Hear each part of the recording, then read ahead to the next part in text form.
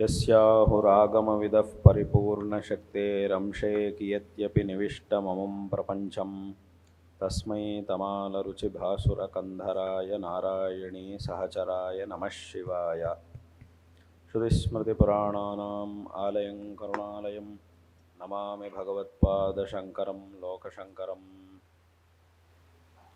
ನಿಮಗೆಲ್ಲರಿಗೂ ಸಹ ಶ್ರೇಯಸ್ಸು ಅನ್ನೋದು ಪ್ರಾಪ್ತವಾಗುವುದಲ್ಲದೆ ಈ ಲೋಕಕ್ಕೂ ಕೂಡ ಇದರಿಂದ ಶ್ರೇಯಸ್ಸು ಅನ್ನೋದು ಪ್ರಾಪ್ತವಾಗುತ್ತೆ. ಯಾಕಂದ್ರೆ ಇವತ್ತಿನ ದಿವಸ ಲೋಕದಲ್ಲಿ ಅನೇಕ ಕಡೆಗಳಲ್ಲಿ ತುಂಬಾ ಅಧರ್ಮಗಳು ತುಂಬಾ ನಡೀತಾ ಇರುತ್ತೆ. ಅಧರ್ಮ ಅನ್ನೋದು ತುಂಬಾ ಹೆಚ್ಚಾಗಿ ತುಂಬಾ ನಡೀತಾ ಇರುತ್ತೆ.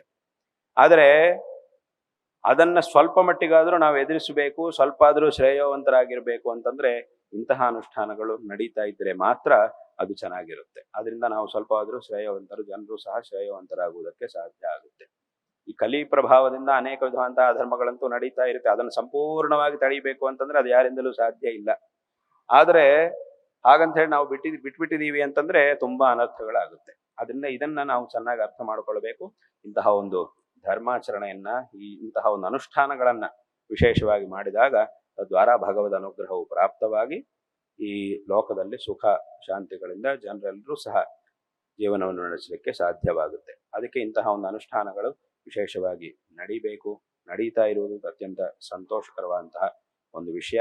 ಮತ್ತೆ ಇಂತಹ ಒಂದು ಸಂಸ್ಕಾರವನ್ನ ನೀವು ಸಹ ಚೆನ್ನಾಗಿ ಬೆಳೆಸ್ಕೊಳ್ಬೇಕು. ಮತ್ತೆ ಮಕ್ಕಳಿಗೂ ಸಹ ವಿಶೇಷವಾಗಿ ಇದನ್ನು ಹೇಳ್ಕೊಡ್ಬೇಕು. ಮಕ್ಕಳಿಗೂ ಸಹ ಸಕಾಲದಲ್ಲಿ ಉಪನಯನ ಮಾಡಿ ಅವರಿಗೆ ಈ ಮಂತ್ರಗಳನ್ನೆಲ್ಲ ಹೇಳ್ಕೊಡುವಂತಹ ಕೆಲಸವನ್ನು ಮಾಡಬೇಕು.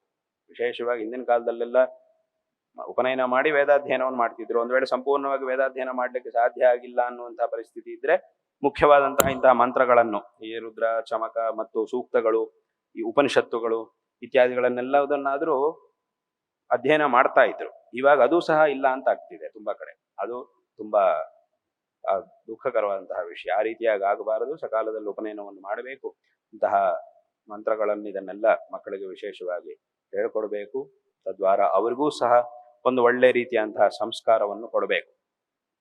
ನಾವು ಚಿಕ್ಕ ವಯಸ್ಸಿನಲ್ಲಿ ಮಕ್ಕಳಿಗೆ ಸಂಸ್ಕಾರವನ್ನು ಕೊಡದೆ ಆ ಕಾಲದಲ್ಲಿ ನಾವು ಉದಾಸೀನ ಮಾಡಿ ಮತ್ತೆ ದೊಡ್ಡವರಾದ್ಮೇಲೆ ಮಾತ್ರ ಅವರು ತುಂಬಾ ಸಂಸ್ಕಾರವಂತರಾಗಿರ್ಬೇಕು ಅಂತ ನಾವು ಬಯಸಿದ್ರೆ ಅದು ಸಾಧ್ಯವಾಗುವುದಿಲ್ಲ.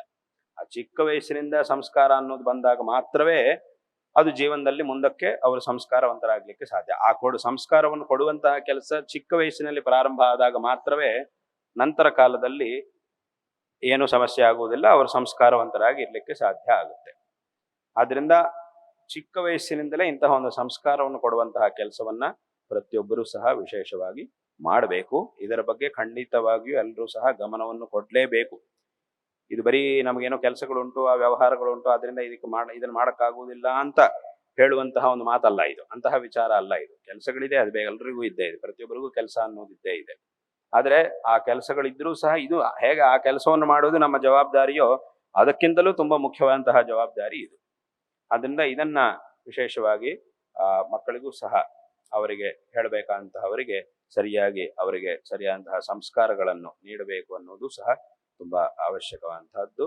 ಹಾಗಾಗಿ ಇಂತಹ ಒಂದು ಆರಾಧನೆಯ ಮೂಲಕ ಆ ಪರಮಶಿವನು ಸಂಪ್ರೀತನಾಗಿ ಎಲ್ಲರಿಗೂ ಸಹ ಅನುಗ್ರಹವನ್ನು ಮಾಡಲಿ ಎಂಬುದಾಗಿ ಈ ಸಂದರ್ಭದಲ್ಲಿ ನಾವು ಆ ಪರಮೇಶ್ವರನನ್ನು ಪ್ರಾರ್ಥನೆ ಮಾಡ್ತಿದ್ದೇವೆ.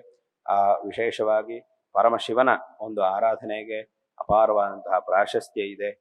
ಈ ರುದ್ರ ಪಾರಾಯಣೆ, ರುದ್ರ ಅಭಿಷೇಕ ಇತ್ಯಾದಿಗಳಿಗೆಲ್ಲದಕ್ಕೂ ಸಹ ಈ ರುದ್ರದಿಂದ ಅನೇಕ ವಿಧವಾಗಿ ಪರಮೇಶ್ವರನ ಆರಾಧನೆಯನ್ನು ಮಾಡ್ತೀವಿ. ಇದರ ಪಾರಾಯಣೆಯನ್ನು ಮಾಡುವುದು, ಅಭಿಷೇಕವನ್ನು ಮಾಡುವುದು, ಹೋಮಾದಿಗಳನ್ನು ಮಾಡುವುದು, ಈ ರೀತಿಯಾಗಿ ಅನೇಕ ವಿಧವಾಗಿ ಪರಮೇಶ್ವರನ ಆರಾಧನೆಯನ್ನು ಮಾಡುವುದು ಅನ್ನೋದು ಹಿಂದಿನಿಂದಲೂ ಸಹ ಪರಂಪರೆಯಾಗಿ ಬಂದಿದೆ. ಇದನ್ನ ವಿಶೇಷವಾಗಿ ಶ್ರದ್ಧೆಯಾಗಿ ಆಚರಣೆ ಮಾಡಬೇಕು ಎಂಬುದಾಗಿ ಮತ್ತೊಮ್ಮೆ ಹೇಳ್ತಾ ನಿಮಗೆಲ್ಲರಿಗೂ ಸಹ ನಾರಾಯಣ ಸ್ಮರಣ ಪೂರ್ವಕವಾಗಿ ಆಶೀರ್ವಾದಗಳನ್ನ ಮಾಡ್ತಾ ಇದ್ದೇವೆ. ಶಾರದಾ ಚಂದ್ರಮೌಳೀಶ್ವರರ ಹಾಗೂ ನಮ್ಮ ಗುರುಗಳ ಪರಿಪೂರ್ಣವಾದಂತಹ ಅನುಗ್ರಹ ನಿಮ್ಮೆಲ್ಲರ ಮೇಲೆ ಸದಾಕಾಲ ಇರಲಿ. ತದ್ವಾರ ಎಲ್ಲರಿಗೂ ಸಹ ತೋಪಿ ಅಧಿಕವಾದಂತಹ ಶ್ರೇಯಸ್ಸು ಲಭಿಸಲಿ ಎಂಬುದಾಗಿ ನಾವು ಆಶೀರ್ವಾದಗಳನ್ನ ಮಾಡುತ್ತಿದ್ದೇವೆ.